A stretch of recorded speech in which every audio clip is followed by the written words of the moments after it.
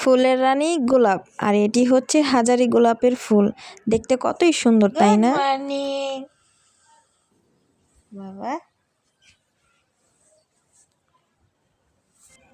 Hello everyone, আসসালামু আলাইকুম, welcome to my channel Rokeya বৃষ্টিতে। আর আজকে ছুটির দিনে আমি, মিজান এবং আমার মা আর মিজানের বাবা আমরা সবাই চলে এসেছি ফুলের বাগানে ঘুরতে। আর এই বাগানটি হচ্ছে নার্সারি তেগুড়িয়াতে। আমার কাছ থেকে মোবাইল নিয়ে মিজান আবার নিজেই ব্লগ করা শুরু করলো। দেখেন ও কি বলে।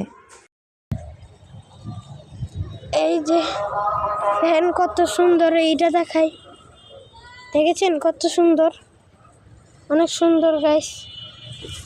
আর দেখেন এটা আরো সুন্দর, মাঝখান দিয়া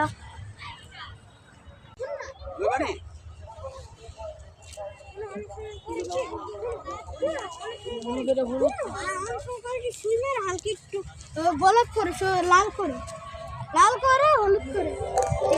আপনাদের পুরো নার্সারিটা আজকে ঘুরিয়ে ঘুরিয়ে দেখাবো কি কি ফুল গাছ আছে। এখানে অনেক রকমের ফুল গাছ আছে, যারা আসবেন তারা অবশ্যই দেখবেন। আর এই ফুল গাছগুলো হচ্ছে আমার মোস্ট ফেভারিট হাজারি গোলাপের গাছ। এর আগে এখানে কয়েকবার আসা হয়েছে, কিন্তু এই গাছগুলো পাইনি, কিন্তু এবার প্রতিটা নার্সারির মালিকদের কাছে এটার সংগ্রহ করা আছে। আর এই হাজারি গোলাপ গাছগুলো কিন্তু এক ধরনের না, 2-3 ধরনেরই আছে। এক গাছে আবার 2 কালারও আছে।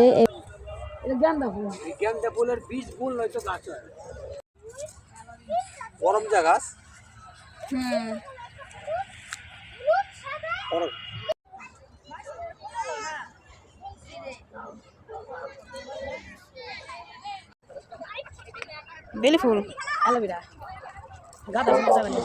আর এই ফুল গাছগুলো হচ্ছে সাদা হাজারি গোলাপের গাছ।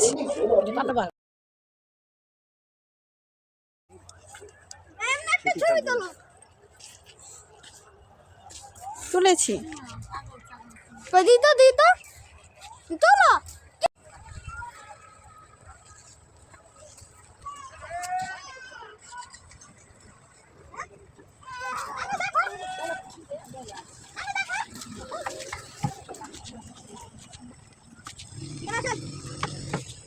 কেমন আছেন ভাই? ভালো আছি। আপনার গাছের দাম কেমন? গাছের দাম 20 টাকা। কোনটা?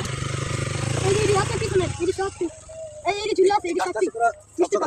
আর ওইটা বুঝছেন, ওইটা 100 টাকা, ওইটা 100 টাকা, 100 টাকা। আজকে ফুল বাগানে খরিদ্দার অনেক, শীতের সময় তো তাই সবাই গাছ কিনতে আসে।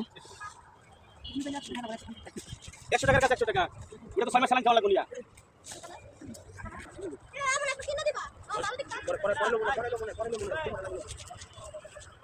নানান পদের গাছ আছে এখানে। বাগানে ঘোরাঘুরির পর আমরা চলে যাই রাজিন্দাপুর, আর মিজানের বাবা সেখান থেকে দই কিনে। এটা ওনার অনেক ফেভারিট, প্লাস আমাদেরও খুব প্রিয় দই খেতে।